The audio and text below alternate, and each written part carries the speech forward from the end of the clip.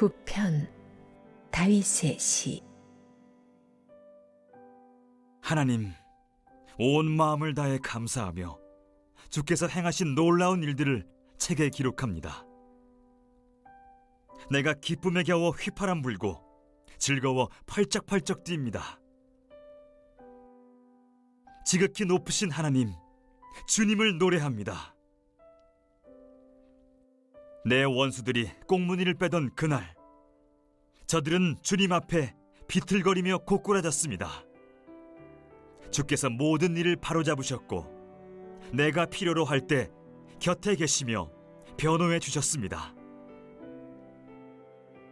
주님은 사악한 민족들에게 호루라기 불어 경고하시는 분, 비열한 반칙을 저지른 선수들을 퇴장시키시고 곧바로 명단에서 그들의 이름을 삭제하시는 분, 원수들이 퇴장당해 사라지고 그들의 명성은 놀림거리가 되었으며 그들의 이름이 명예의 전당에서 지워졌습니다.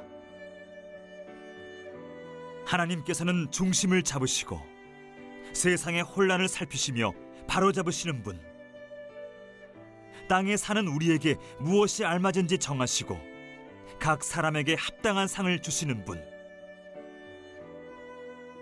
하나님은 학대받는 이들을 위한 은신처, 곤경에 처할 때 찾아갈 피난처, 도착하는 순간 마음이 놓이고 언제든 문 두드려도 미안한 마음 들지 않는 곳, 시온에 거하시는 하나님을 노래하고 만나는 모든 이에게 그분 이야기 들려주어라. 살인자의 뒤를 쫓으시되 우리에게서 눈을 떼지 않으시고 흐느낌과 신음소리 하나 놓치지 않으시는 그분 이야기를. 하나님, 내게 친절을 베풀어 주소서. 오래도록 이 몸 이리저리 치이며 살아왔습니다.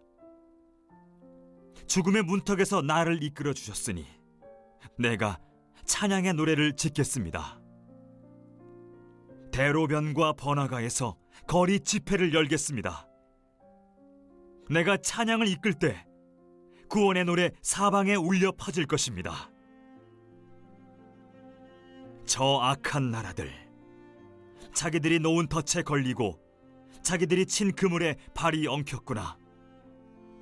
저들 아무 말도 못하니 하나님의 일하심 이토록 유명하구나. 악인들이 스스로 만든 교활한 기계장치에 손이 잘렸구나.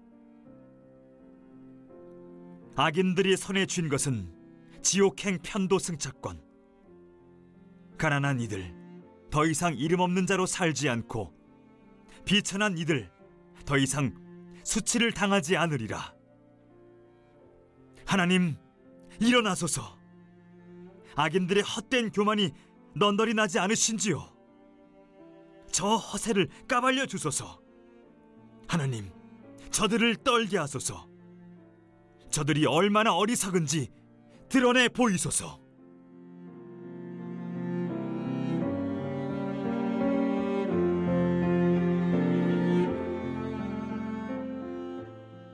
공평과 공의로 심판하시는 하나님, 압제당하는 자들의 요새이신 하나님, 심판을 통하여 하나님이 영원하심을 계시하는 것에 대해 묵상해 보시기 바랍니다. 1절로 6절입니다. 시편 9편에는 감사와 찬양 그리고 간구가 나옵니다. 1절 6절이 찬양이고요. 13절 20절이 간구입니다. 시인이 하나님께 간구하는 맥락 속에서 감사 찬양을 어떻게 봐야 할지 결정하는 것은 좀 복잡한데요. 두 가지로 볼 수 있는데 1절로 6절의 감사 찬양 내용을 과거에 하나님이 이미 이루신 일에 대해 기억하며 찬양 드리는 것으로 보거나 아니면 구원하실 것을 확신하는 가운데 마치 이루어진 일처럼 먼저 감사 찬양을 드리는 것으로도 볼 수 있습니다. 후자로 그렇게 보는 것이 좋다고 보여집니다. 시인은 주님께 감사하고 찬양하겠다 선언하면서 시를 시작합니다. 시인이 기뻐하고 즐거워하며 여호와께 온 마음으로 감사하고 찬양하는 것은 두 가지입니다. 하나는 주의 이름을 찬양하는 것이고 또 하나는 주의 행하신 기이한 일들을 찬양하는 것입니다. 특히 시인은 주의 기이한 일들을 전하겠다고 선언합니다. 기이한 일은 시인을 구원하시기 위해 하나님께서 행하시는 기적적인 일들을 말하는데요. 3절에 구체적으로 나옵니다. 원수들 이방 나라들이 침략했으나 주 앞에서 패배하고 멸망하게 되는 일이죠. 원수들의 패배는 시인의 힘이 아니고 전적으로 하나님의 능력과 권세에 의한 것이 됩니다. 시인이 원수들에게 무고히 공격받고 불의한 일을 당한 것에 대해서 하나님은 의로우신 재판장으로서 시인의 송사에 대해 의롭게 판결해 주시고 시인의 의로움을 세워주실 것을 확신합니다. 5절과 6절은 하나님이 과거에 하신 일에 대한 기억과 미래에 하실 일에 대한 기대가 다 포함되어 있습니다. 하나님이 악인들과 이방 나라들에게 과거에 하셨던 것처럼 미래에도 하실 것입니다. 하나님은 악인들과 이방 나라들의 죄악을 물으시고 그 악을 갚으시되 전쟁 등을 통해서 완전히 멸망당하게 하시고 후대 사람들이 그들을 전혀 기억하지 못하게 하십니다. 그들이 존재했는지조차 알지 못하게 하십니다. 악을 행하는 원수들은 완전히 사라져 영원히 멸망하게 됩니다. 뿌리째 뽑힌 나무나 풀들이 다시 살 수 없듯이 주께서 무너뜨린 성읍들은 다시 세워지지 않고 영원히 멸망하여 전혀 기억할 수 없게 됩니다. 시인은 구원으로 인해 주님의 이름을 찬양하는 반면 멸망당한 나라 성읍들은 이름을 영원히 지우고 기억조차 사라질 것이라고 대조해서 말씀하시고 있습니다. 7절 10절입니다. 시인은 하나님께 자신의 어려움을 간구하되 확신 가운데 간구하면서 자신을 구원하실 하나님에 대해 묵상하고 기억하고 하나님을 찬양합니다. 7절 10절이 바로 하나님이 어떤 분인지 드러내며 찬양하는 부분인데요. 이방 나라들, 악인들, 그들의 상업은 멸망당하여 기억조차 할 수 없게 된다고 말하는 5절 6절을 바로 이어받아서 7절은 여호와의 영원하심을 찬양합니다. 2절에 지존하신 주도 온 우주의 통치자 되심을 선언한 것이고 7절에 영원히 앉으셨다도 영원히 왕조의 저장에 계심을 말하는 것으로 왕으로 영원토록 다스리신다는 선언입니다. 고대 왕들이 백성을 다스리는 중요한 일들 중 하나가 백성을 재판하는 일이었죠. 하나님이 온 세상을 다스리는 왕으로 하실 중요한 일 가운데 하나가 이 세상 모든 나라와 민족들과 사람들을 심판하시는 일입니다. 시인은 하나님이 영원히 보좌에 앉으셔서 심판하시는 것을 찬양합니다. 하나님은 공의로 세계를 심판하시고 공평하게 만민을 심판하시기 때문입니다. 공의롭고 공평하게 심판하심으로써 여호와는 압제당하는 자와 환난당하는 모든 자의 보호자가 되십니다. 접근하기 어려운 높은 바위 위에 있기 때문에 적들의 모든 공격에서 보호받을 수 있는 요새처럼 여호와는 억울한 일을 당하는 모든 자들의 피난처가 되십니다. 따라서 주의 이름을 아는 자들, 주님과 친밀한 관계를 가지고 주님만을 신실하게 섬기는 자들은 삶의 모든 상황에서 하나님만을 신뢰하고 온전히 의존합니다. 이들은 주님에 대해 지적으로만 아는 것이 아니고 주님과 개인적으로 관계를 맺고 주님을 사모하고 주께서 계시하신 말씀을 따라 살아가는 사람들입니다. 이들은 자신이나 다른 사람 또는 다른 어떤 것을 의지하지 않고 하나님만을 의지합니다. 주님을 의지하기 위해 주님께 나오는 자들을 주님은 절대 버리지 않고 보호하십니다. 11절로 14절입니다. 하나님이 주의 이름을 아는 자들을 보호하시는 분임을 상기하고 확신한 시인은 자신의 상황에 비추어 시온에 계신 여호와를 찬양하고 그의 행하신 일을 백성 가운데 선포하여 알리라고 권면합니다. 시온에 좌정하신 여호와라는 표현은 온 우주의 왕이시고 재판장이신 하나님께서 이스라엘에게 그의 임재의 축복을 베푸심을 함축합니다. 즉 하나님이 이제 이스라엘을 공격하는 모든 이방 나라들을 물리치고 기이한 일을 행하셔서 자기 백성을 구원하고 지키실 것을 의미하지요.